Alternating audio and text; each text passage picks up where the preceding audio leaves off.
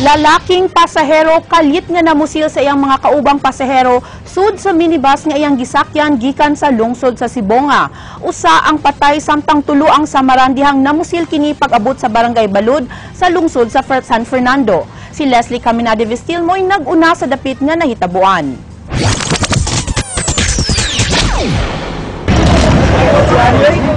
Nagpakitabang sa News 5 kining lalaking samaran human gipusil sa wala pa mahiling tao sudso sa minibus pasado alas 11 kag buntag dinhi sa Barangay Balud, lungsod sa San Fernando. Sa Carcar District Hospital naabtan sab sa News 5 kining laing biktima nga nailhansangan nga Jomar sekretarya nga naigo siyang dughan. Gani ang igsuon ining bayot nagkurog pang misay-say sa nahitabo. Ang ingon ako nga maura lagi kanang gipusil sila diretso niya, wa sila kaila sa tao nga nagpusil nila. Gawas sa duwang samaran, dunay laing babae nga unang naigo o gidala sa mong tambalanan. Kita mo babae nga nagkadugo gikarga ng multicab, kadong iskargan. Gawas sa mga samaran, nakabsan gyud sa kinabuhi si Ariel Gomez nga giung dili pa lang gyud dugay nga nisakay sa mong minibus. Drive ko nga rin siya ng hulong ko diha kay nagkagubot naman dire.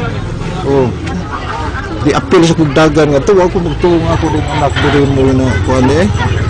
Auto bag istorya nga atras, baylo sila dire na dapat pultahan, dapat ako ba?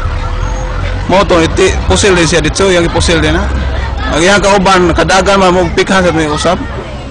Ang kapulisan padayon pang nagukod sa giyong suspetsado sa pagpamusil nga gituhang midagan og balik paingon sa dakbayan sa Carcar. Leslie Caminade Vistil, News 5.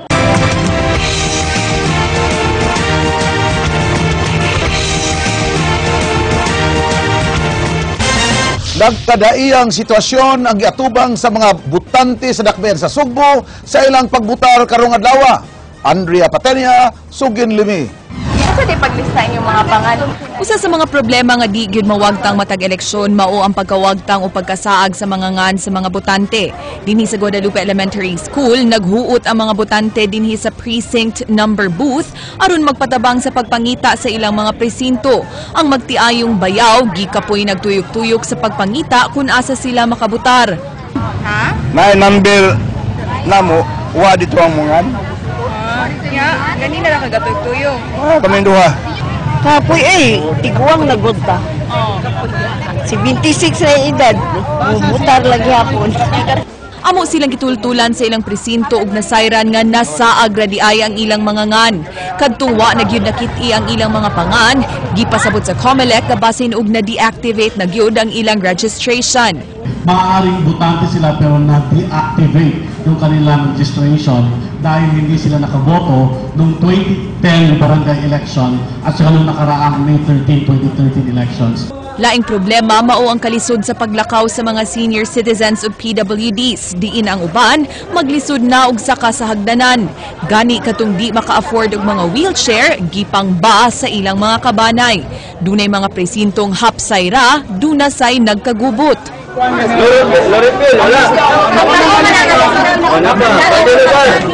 mga nangalista, may langwan mo na problema nga dili matawag ang mga isa ganina, sabihan na mo lang tawag. Dunasay nakalusot nga flying voters dinhi sa pahina sa Nicolas Elementary School. Usa ka babae ang nagpakaron ingnon nga siya si Erlinda Ventic. Ni Ma'am Dide ni sila pangayuan og ID abot nila. Pangayuan, date of birth, magaling sa date of birth nila Wala to siya ID, mura lang to siya ganang tungod sa kadaghan mamba. Nagkuana, naglinya na. So wala nila ka bantay na niya.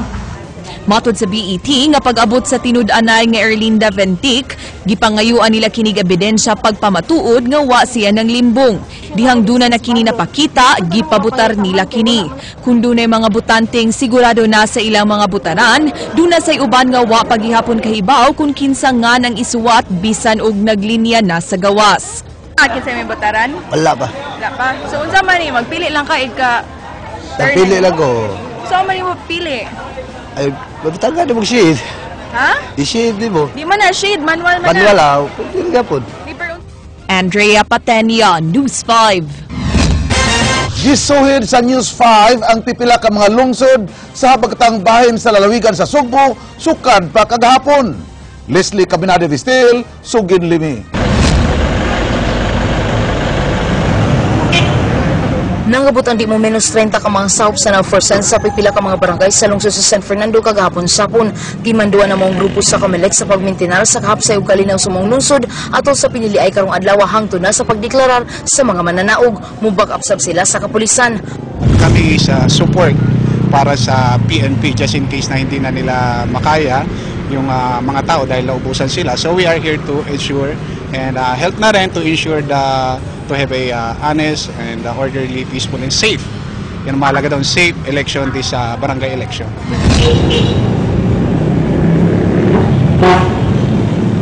Dunay gikatahong nasigpatan nga maarmadong tawo nga giingong pulis nga wa mag-uniforme kinsa nagbantay sa kapitan sa South Poblacion, Dakbayan sa Naga. Nakadawat sa mga taho si Naga City Mayor Val Chong ug mato niya nganong ang maong barangay lang ang gibutangan og pulis. Giangkon hinuon sa kapitan nga duna siya gihangyong pulis gikan sa Cebu Provincial Police Office aron adunay mo back up nila tungod sa kahadlok nga adunay mo tumaw nga kagubot. Wa gyud nay problema kung pulis lang. Kumay unta nga dili lang adto sa identified nga kandidato.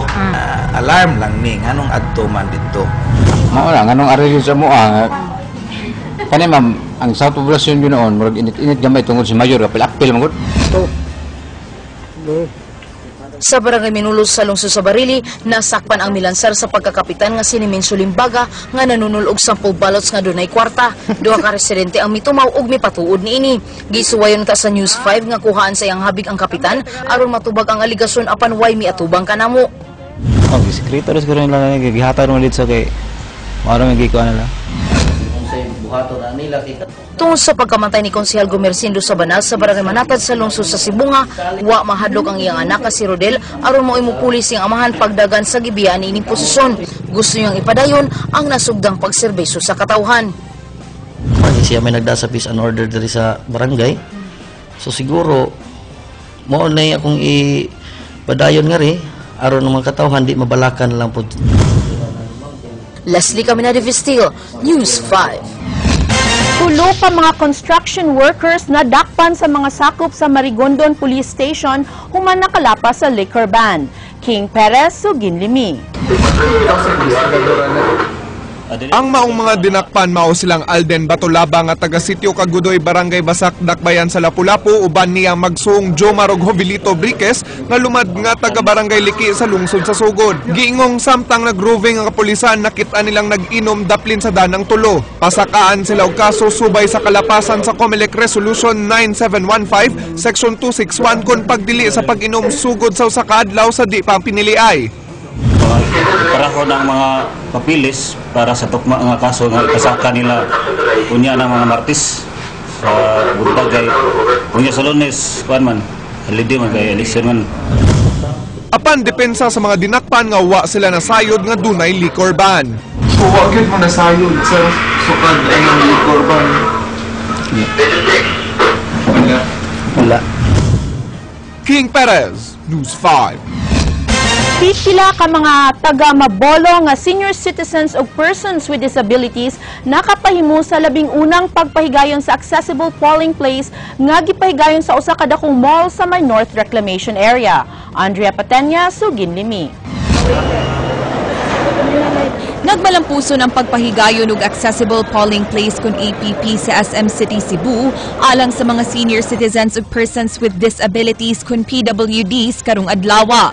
Nasayran nga sa tibuok nasud, ang SM City Cebu maoy usa sa upat ka mga lugar nga gipilian aron himuong venue sa APP.